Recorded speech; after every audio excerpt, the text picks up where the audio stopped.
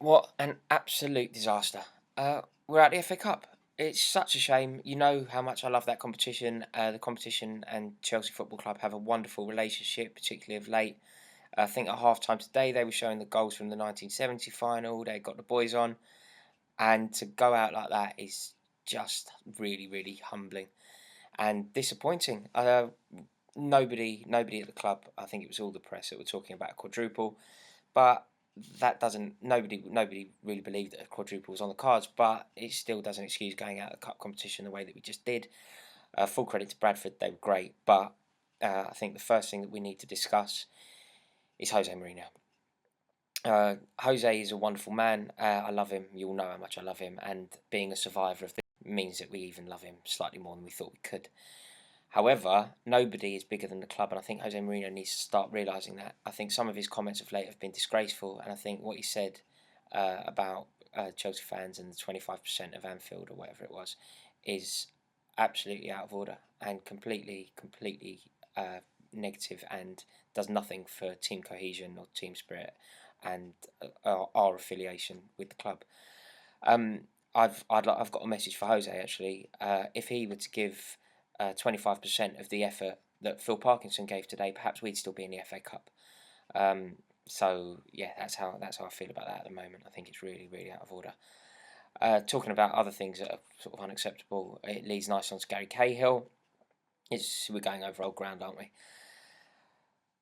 Back to usual problems, but it was amplified today because Gary Cahill was the leader of a defence. He was playing in a team with two youngsters, and it's lovely for those youngsters to get an opportunity, but they were left completely exposed. And with Gary Cahill marshalling a defence, that's the only thing that's ever going to happen.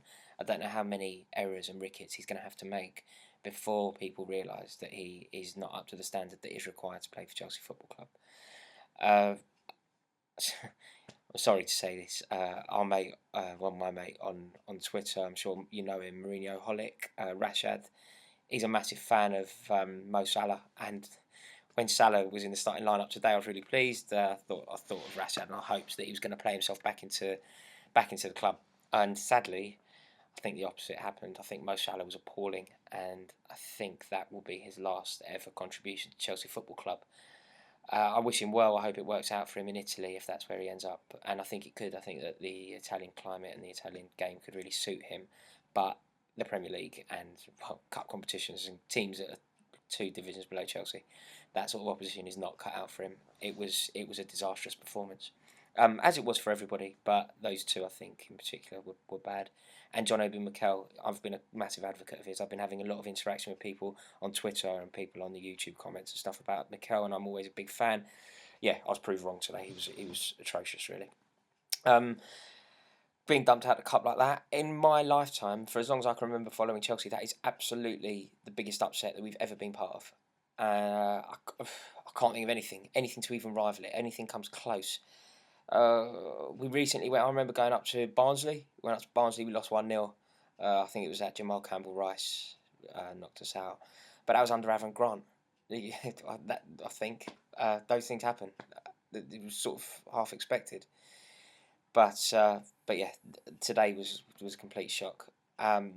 There's something else I've got to apologise for. I suppose I've often said that we need to rotate more. We need more rotation in the squad. We need to employ it. We need to use our full squad and keep people fresh and rest people. I'm absolutely wrong. We have no squad. We can't rest people, and we have to play our first 11 at every possible opportunity, even if that means that they burn out because we have no squad. It was atrocious today. We have nobody in the team who can step in and play in John Terry's position to the level of John Terry. If you take Fabregas and Matic out of that midfield, absolutely nobody can play there, and Diego Costa is the linchpin of it all going forward. And the second that one of those cogs is taken out of the wheel grinds to a shuddering halt, sadly. And yeah, I don't really know what the option is. I think we might have to really dip into the market this window, because yeah, we're in trouble actually. We're in trouble because we can't rotate at all. Nice to see Ramirez back. I thought he got a really good goal. Typical from him. Win the ball on the halfway line, drive forward, play 1-2 and score. That's sort of the only highlight I can think of. Aside from Bradford City, I thought they were great. I thought their fans were great. They packed it out. Their end fell when they scored. Great celebrations.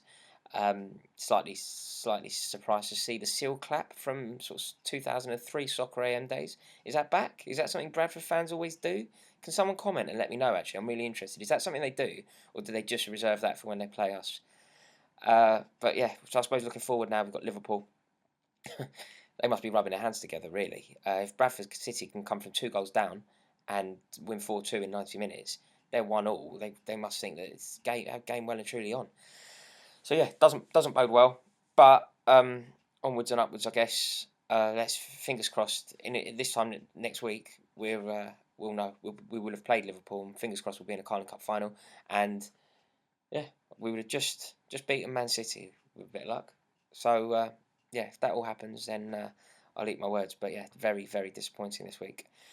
Anyway, up the Chelsea. Cheers.